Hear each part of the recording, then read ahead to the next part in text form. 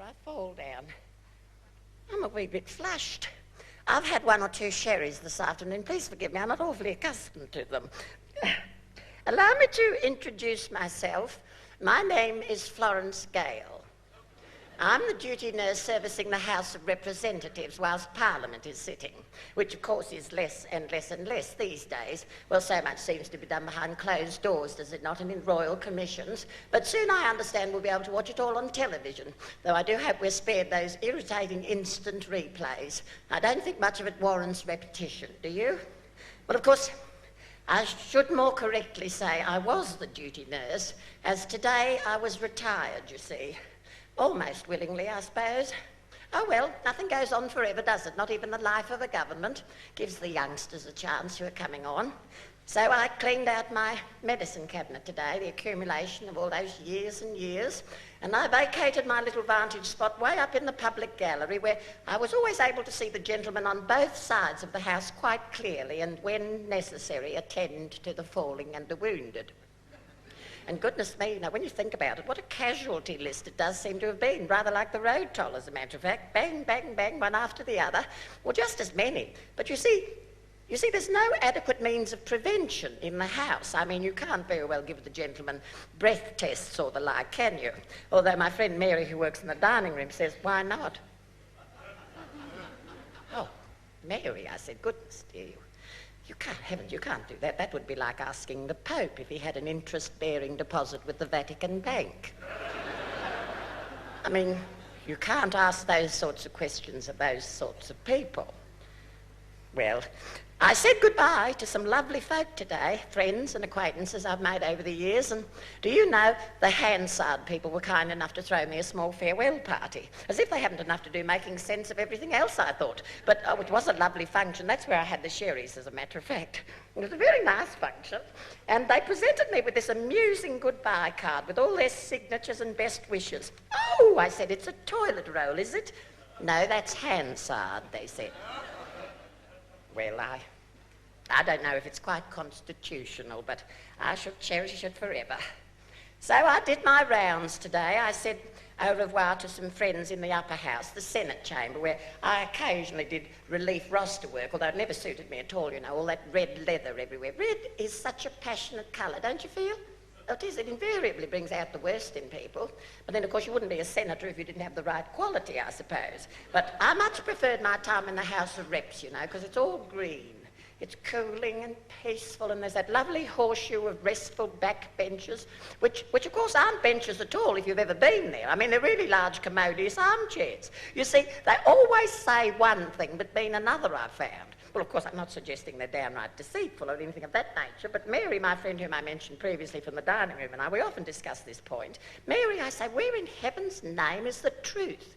I wouldn't know, dear, she said. There hasn't been a sign of it round this place for years. Oh, Mary, I said, Mary. She said, it's tripe, dear. What do you mean, Mary? Years ago, she said, we tried to serve the gentlemen tripe for their dinners one night in the dining room. Well, I put it down in front of them, they looked at me and they said, what's this, Mary? I said, it's tripe. No, the truth, Mary. I said, that is tripe. Now, I told them the truth and they couldn't stomach it, so we haven't bothered with it since. She says, we've not served tripe from that date.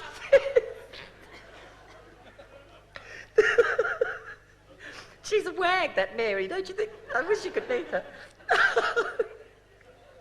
Anyway, be that as it may, I took a walk through King's Hall this afternoon and I had a last look at the portraits of the gentlemen and others who graced the place, and I thought to myself, oh dear, you know, the quality here's in decline as well. Some of them honestly look more like cartoons than real people.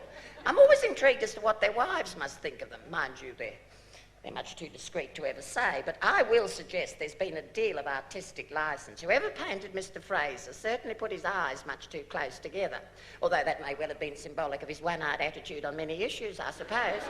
But then even Sir William McMahon, you know, dear old Sir Billy, oh, one of my favourites, truly, high up on my list of very favourite Prime Ministers. Well, they've just stuck flippers on the side of his head. They have, there's a ball big, but there's flippers sticking out of them. But apart from anything else, it's so disrespectful, don't you think? Oh, I do. I think it's outrageous. But wasn't she sweet, Sonya, his wife? Did you think that? I thought she was so sweet always, so supportive and beautiful in the flesh, as everybody realised, of course, when they published that unfortunate photograph of her split skirt during that tour to America in 1971, if you remember.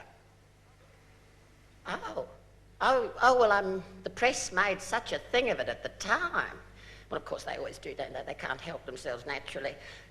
Well, it was a loose thread, that's what it was. No, it was. I had it from a woman in the tea pool. Apparently, as they were stepping from the official car in, Washington, in America, it had to be Washington, yes, of course, it would be Washington. Well, Sir William engaged a loose thread off Sonia's floor-length hemline with his shoe buckle. And by the time he'd stepped out of the car and turned around to help Sonya out of the car, she was split wide open like a by-election. Which only serves to remind me, of course, when hasn't there been a split in the house of one kind or another?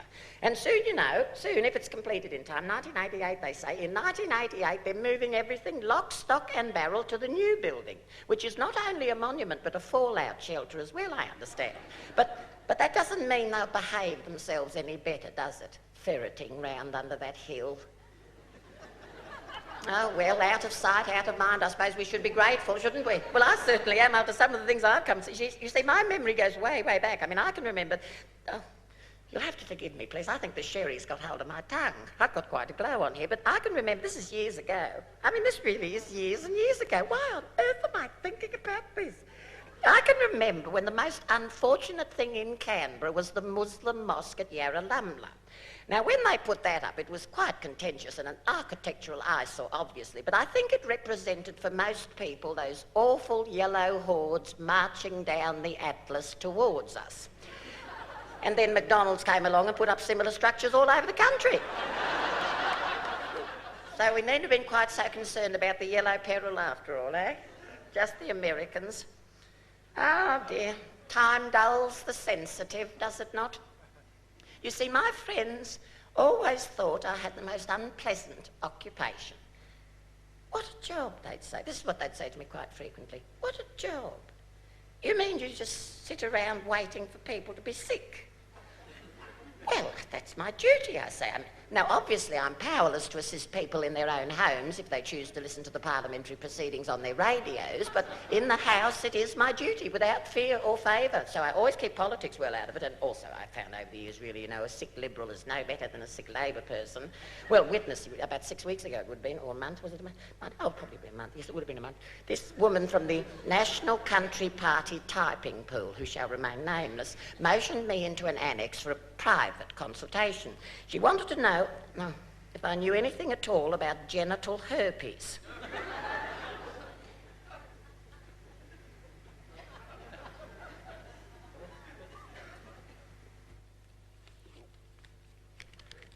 Well, no, I said. No, but it's not surprising, is it, dear? You government people spend so much time in each other's pockets, you're bound to pick up things, aren't you? Without fear or favour. Oh, well, it's all past me by now, that's for certain. The show must, as we all know, go God alone knows on. Nothing can stop progress, can it? Except progress itself, of course. Oh, dear, I wonder what I shall do with myself now. Until I really do retire from everything, life and so forth. Well, I wouldn't mind the odd sherry from time to time, I must honestly confess, although I mustn't make a habit of that. My friend Wanda died with a glass in her hand.